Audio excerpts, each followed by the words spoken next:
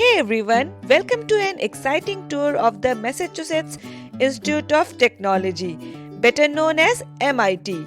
Today we will be exploring the iconic MIT campus and delving into fascinating exhibits at the MIT Museum. I can't wait to show you around, so let's begin. We booked MIT and Harvard campus tour online. As per instruction, we met near Kendall subway station. Here we met our tour guide who is currently MIT student as well. Let's get some introduction. It's kind of like the highest density section of campus, but usually before we walk over there, I talk a little bit about scope. From the end of campus over there, which is the business school, sort of the boring end of campus, it's about 2 kilometers long now, and there's about 200 buildings on campus spread out over about 1 million square meters. So we don't really have time to see all of that. So we have time to see like 12 buildings, and they're usually the most interesting ones. And I'm going to try and take you to see most of those. If you want to talk about the things I know the most about, that happens to be planetary sciences. My wife does materials engineering, so I know a little bit about that. My roommate does computer science. He just got his PhD in nanophotonic computing, so I know a little bit about that. And my other roommate, Dan, used to do nuclear engineering here, so I know a bit about nuclear reactions. And we're going to walk down to the main group of campus, past some zoo stuff. We'll start with like biotech and computer science, and we probably won't be able to go inside anything because it's a holiday in country in the world. I can tell you how many students via a spreadsheet I keep open on my phone. Where? Iran. 5 undergrads and 24 grad students. India. So India is one of the big ones. The largest ones, of course, are like the United States, China, India, Canada, Korea, and France in that order. But India has 21 undergraduate students and 279 grad students. Oh, nice. Yeah, like New Zealand. As we stroll through the heart of MIT, take in the stunning architecture and vibrant atmosphere. MIT is renowned for its cutting-edge research and innovation, and the campus reflects that spirit. But as I was just telling this group, the entire campus is connected with underground tunnels and sub-tunnel levels. There are offices and classrooms and laboratories down there, so I usually like to peek inside with tours, especially if it's not super busy like today. We'll probably do that. But you can walk basically anywhere underground with the notable exception of the dormitories for like security reasons. But in wintertime, like this past winter, it got down to about negative 42 Celsius in January 2023. Which was an all-time cold record for us, and we got about 1.5 meters of snow during a really bad storm in January. So when conditions are like that, going underground is really nice. There's also a bunch of tunnels at Columbia and New York, so I really like that about big campuses like this. Over there is the Great Dome, a symbol of MIT's commitment to excellence. And check out the Stata Center. Here is good explanation by our guide. Center. It's named for an MIT alumni, Ray Stata, and his wife Maria Stata.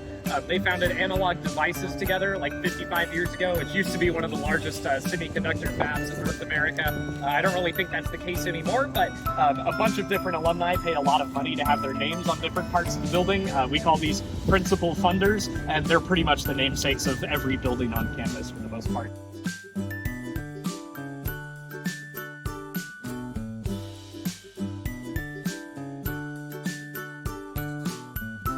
So the big dome, which we're going to see later, is where that photograph up top was taken. That's the police car hatch from September 1991, and it's pretty common.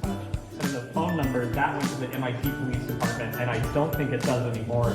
But back then, people were calling it off the hook all night, saying, "Oh, there's a car on top of the dome. You've lost the car," and I don't think they thought that was very funny, but it's a pretty good one, all things considered. But this sort of thing happens once or twice a year at least. The big ones are like more like every 5 or 6 years. They're quite a lot less common nowadays, but it's a pretty fun project to get to try and execute. In 1979, and then put on top of Big Dome. There's a photo of that right there, and there's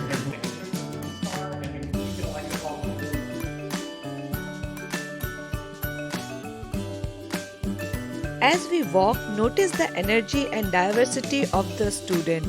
MIT is home to some of the brightest minds from around the world, all working together to push the boundaries of science and technology. This classroom experience was unbelievable. We were feeling so proud to be there.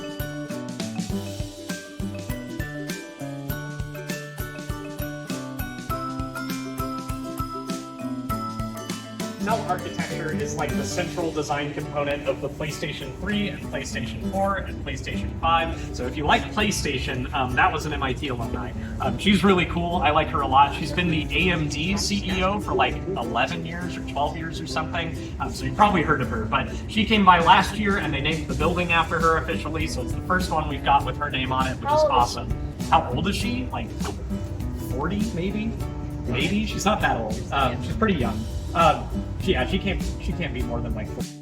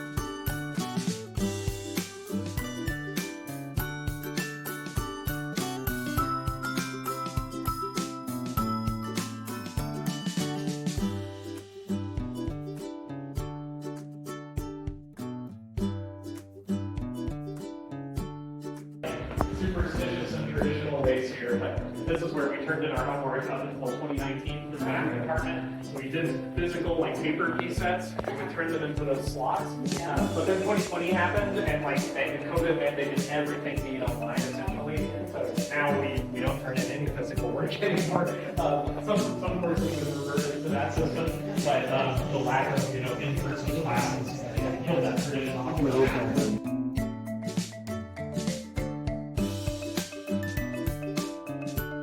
Pretty much only saw this stuff right in the middle, and there's a lot more to see. If you want to go see the nuclear reactor, I usually recommend that. Just down the street from us actually is the computer science department. So if you walk down to Vassar in Maine, you'll see building 32, which is the super freaky Frank Gehry building. And if you walk down Vassar, you can see the nuclear reactor from like maybe right here. It's this building on Mass Ave and Albany Street. It's a big blue dome. You can't possibly miss the containment structure. It's huge. But you don't have to walk all the way over here to see it because you can see it from about like right here, I would say. Now this is the time to say thanks to our guide for such an informational campus tour, and from here we'll go to MIT Museum. Now it's time to dive in the rich history and innovation that define this institution.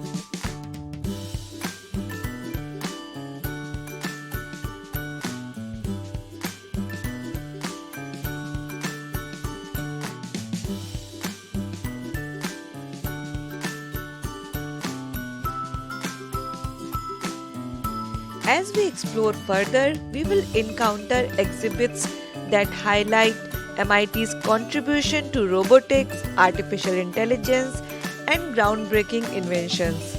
It's incredible to see how these innovations have shaped the world we live in. Well, that concludes our tour of MIT and the MIT Museum. I hope you enjoyed exploring this hub of innovation and discovery with me. If you like this video, don't forget to give a thumbs up, subscribe for more content, and hit the notification bell to stay updated on our future adventures. Until next time, signing off from MIT.